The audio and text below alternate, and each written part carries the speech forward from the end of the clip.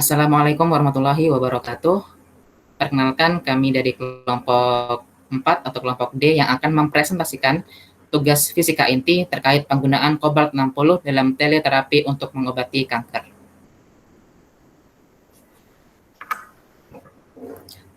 Sebelumnya, perkenalkan, saya Muhammad Maulana Zarkasi dengan NIM 01181017 dan rekan-rekan saya. Perkenalkan, saya Rajendra Salim dengan NIM 01181022.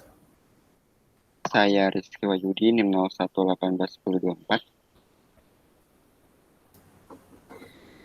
Langsung saja untuk outline kita pada kali ini, yaitu yang pertama latar belakang, yang kedua pembahasan, dan yang ketiga kesimpulan. Masuk ke pembahasan yang pertama tentang latar belakang.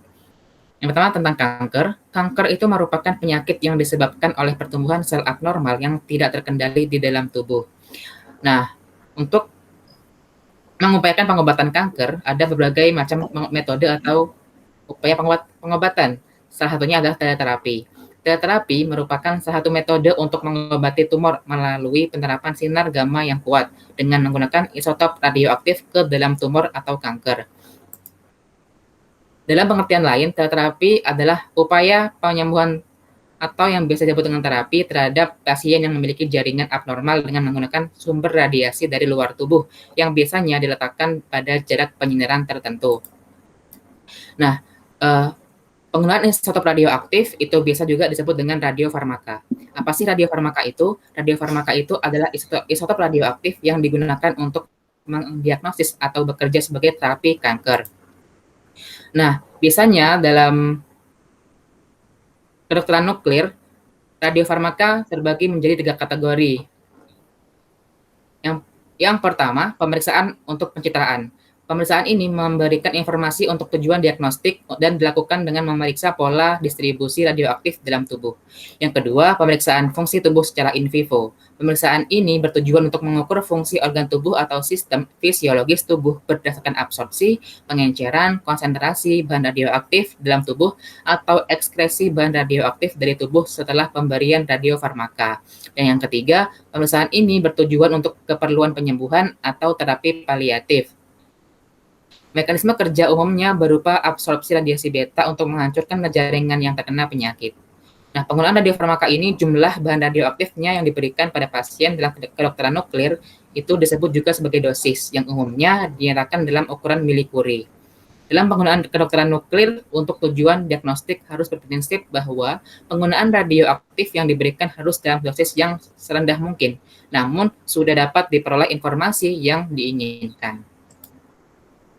Next.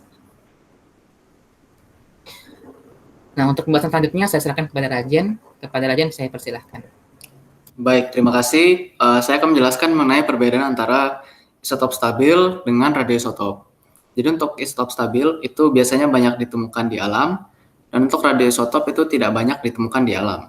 Sedangkan untuk isotop stabil, itu dia mengemisikan radiasi sedikit atau hampir tidak ada, sedangkan untuk radioisotop itu dia mengemisikan radiasi secara spontan, baik itu radiasi alfa, beta, maupun gamma. Lalu untuk nomor atom dan nomor massa dari isotop stabil itu dia konstan, sedangkan untuk radioisotop dia selalu berubah. Lalu isotop stabil itu dia dapat dideteksi dengan spektroskopi kimia, sedangkan untuk radioisotop itu dia dapat dideteksi oleh detektor eksternal. Lalu isotop stabil itu dia tidak berbahaya kecuali yang beracun, sedangkan untuk radioisotop itu dia memberikan efek buruk pada jaringan biologis. Lalu untuk isotop stabil dia juga tidak membutuhkan penanganan khusus, sedangkan untuk radioisotop dia memerlukan tindakan pencegahan atau penanganan khusus. Lalu untuk isotop stabil lagi dia tidak ada aplikasi khususnya, sedangkan untuk radioisotop dia memiliki beberapa aplikasi khusus dalam penelitian, contohnya mutagenesis, diagnosis RIA, atau terapi RX kanker. Selanjutnya adalah aplikasi radioisotop. Yang pertama ada kobalt 60. Dia biasa digunakan untuk terapi radiasi dalam mencegah kanker. Lalu ada iodin 131, digunakan untuk menemukan letak tumor otak. Lalu juga untuk memantau aktivitas jantung, hati, dan tiroid. Lalu untuk karbon 14 digunakan sebagai studi perubahan metabolisme untuk pasien yang mengalami diabetes, asam urat, dan anemia. Lalu karbon 11 itu digunakan untuk menandai sebuah glukosa untuk memantau organ selama pemindaian PET. Lalu ada sodium 24 digunakan untuk mempelajari sirkulasi darah. Ada talium 201 digunakan untuk menentukan kerusakan pada jaringan jantung, juga untuk mendeteksi tumor. Lalu ada technetium 99M digunakan untuk mencari tumor otak dan sel-sel jantung yang rusak, serta untuk melacak radioaktif dalam diagnosis medis seperti pencitraan organ dan studi aliran darah. Selanjutnya saya serahkan kepada Rizky Wahyudi. Baik, selanjutnya masuk ke radioisotop kobalt-60.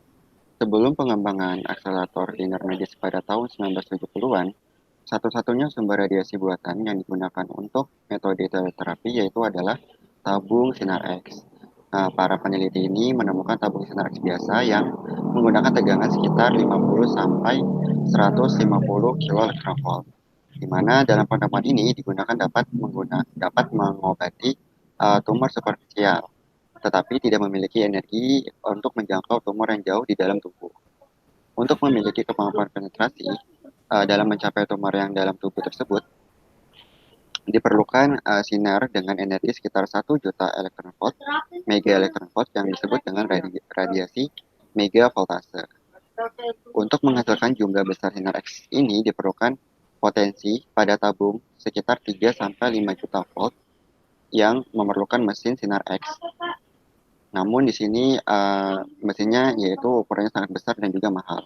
Pada akhir 1930-an, mesin tabung ini sedang dibangun tetapi hanya sedikit tersedia di beberapa rumah sakit. Penemu reaktor nuklir di proyek Manhattan selama Perang Dunia Kedua memungkinkan pembuatan radiosop untuk radioterapi. Salah satunya adalah kobalt-60. Kobalt-60 ini diproduksi oleh radiasi neutron dari logam kobalt biasa dalam reaktor. Nah, kobalt-60 ini adalah pemancar sinar gamma yang memiliki aktivitas tinggi, lalu memancarkan sinar gamma sekitar 1,17 dan 1,3 mega elektronvolt. Alasan utama dalam penggunaannya yaitu karena kobalt-60 ini memiliki waktu paruh yang lebih lama, sekitar 5,27 tahun daripada pemancar gamma lainnya. Namun, waktu paruh ini masih membutuhkan sumber kobalt yang diganti setiap 5 tahun. Mungkin bisa di next. Oke, selanjutnya di sini terdapat skema dari peluruhan kobalt. Kobalt sendiri merupakan salah satu isotop radioaktif. Ya, dalam skema ini, kobalt-60 dapat meluruh menjadi beta negatif dengan isotop yang stabil. Nah, kobalt-60 ini meluruh ke nikel dan terjadi eksitasi dari setiap tingkatan, di mana memiliki nilai probabilitas yang berbeda-beda.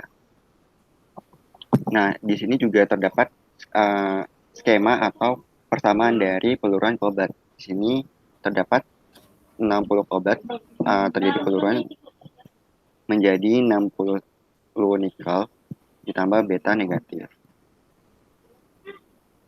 Kobalt ini memiliki keunggulan yaitu termasuk dari radiasi elektromagnetik, di mana dapat menimbulkan kerusakan sebesar mungkin pada jaringan kanker dan pada jaringan yang normal.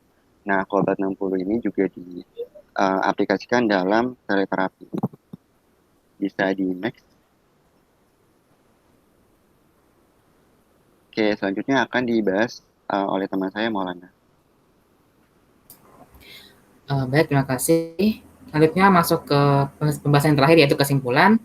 Dari pembahasan dari awal dan sampai saat ini, diambil kesimpulan bahwa teleterapi merupakan salah satu metode untuk mengobati tumor melalui penerapan sinar gamma yang kuat langsung dengan menggunakan isotop radioaktif ke dalam tumor atau kanker. Selanjutnya, aplikasi radioisotop dalam fisika medis saat ini sudah banyak digunakan, tetapi yang paling umum digunakan untuk menyembuhkan kanker adalah kobalt-60. Kenapa? Karena energi yang dihasilkan stabil sebesar 1,25 mega elektronvolt dan waktu paruhnya cukup lama, sekitar 5,27 tahun. Mungkin cukup sekian yang dapat kami sampaikan, kurang lebihnya kami mohon maaf. Terima kasih atas perhatiannya. Saya akhiri. Wassalamualaikum warahmatullahi wabarakatuh.